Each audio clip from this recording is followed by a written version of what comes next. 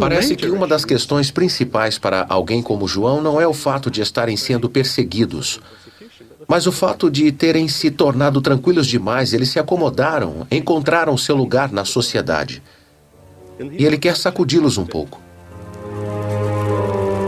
Se João escrevia para aqueles cristãos que haviam começado a venerar os imperadores de Roma, isso ajudaria a explicar por que o último livro da Bíblia foi escrito.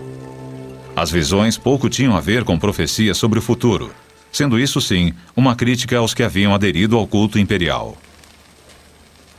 Mas uma coisa ficou sem resposta: as imagens apocalípticas vívidas que povoaram a imaginação de milhões de cristãos durante séculos.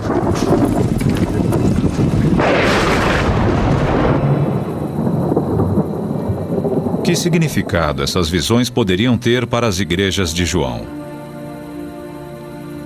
Talvez pouco tivessem a ver com o culto do imperador divino, e tudo a ver com as visões de um futuro aterrorizante.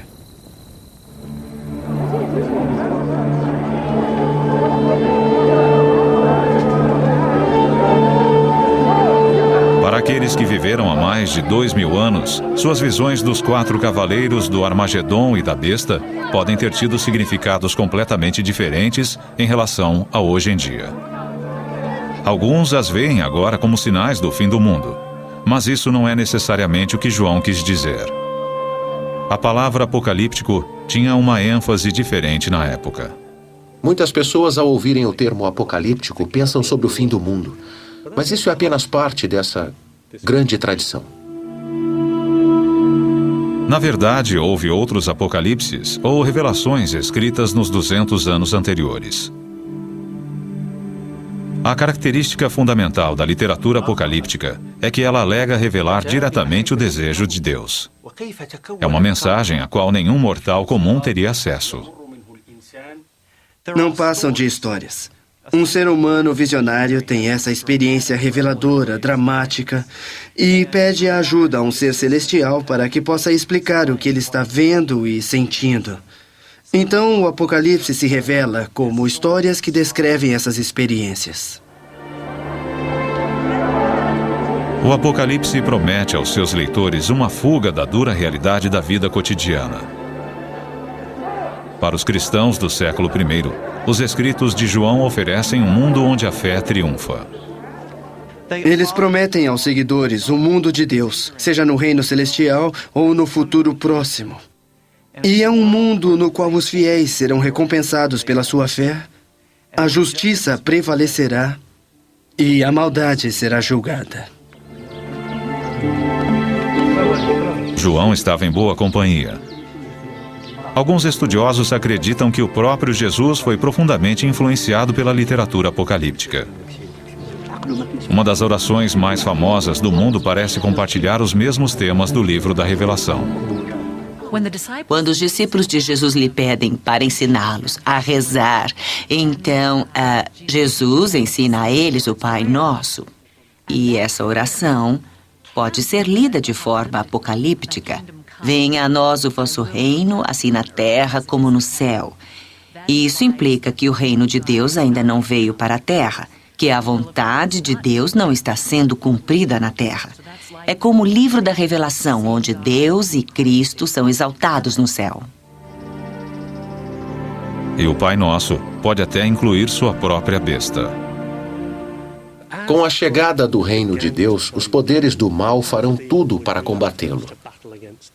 Então, temos as bestas, temos a ação do demônio e talvez este seja o significado do final do Pai Nosso.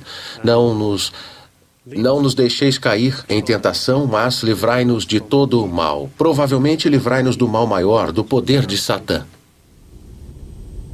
Se Jesus usou imagens apocalípticas, por que não o seu discípulo João?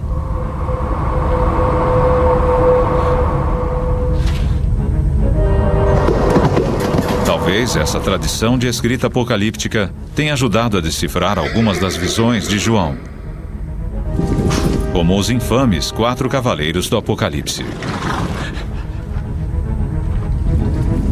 Esses seres apavorantes aparecem pela primeira vez num texto do Velho Testamento, o livro do profeta Zacarias.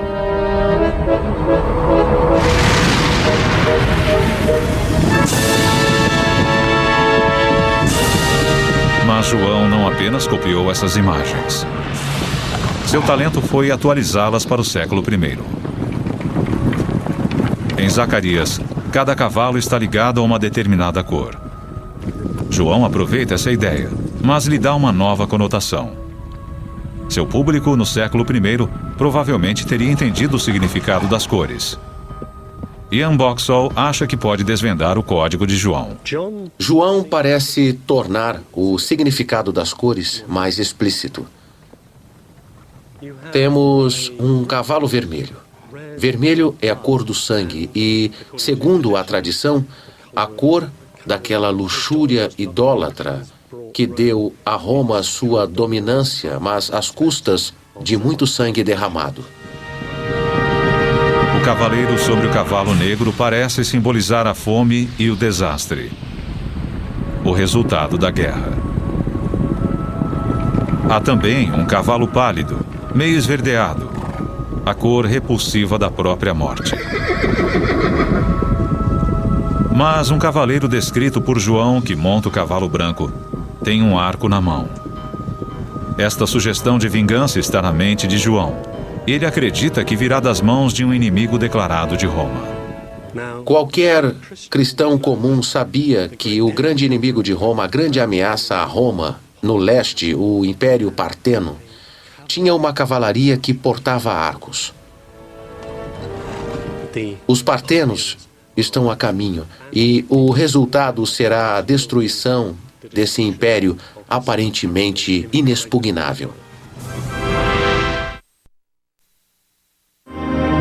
Mas os 4 cavaleiros não são as únicas imagens apocalípticas do livro.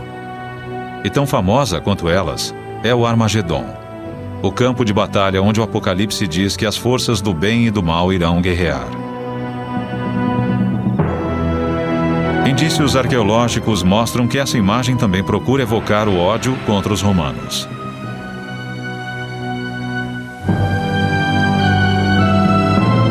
Esta é Megido, no Vale Jezreel, atual Israel.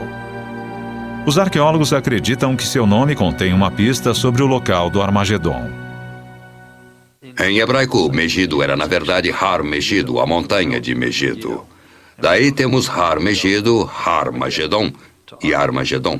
E realmente em algumas das antigas versões do Novo Testamento, escritas em grego, Armagedon tem o som aspirado no início, que significa que era pronunciada com H. Originalmente era Har Magedon, e é muito fácil passar de Har Megido para Har Magedon.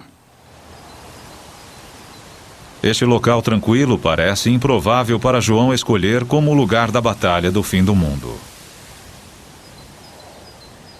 Mas, na verdade, é inteiramente adequado.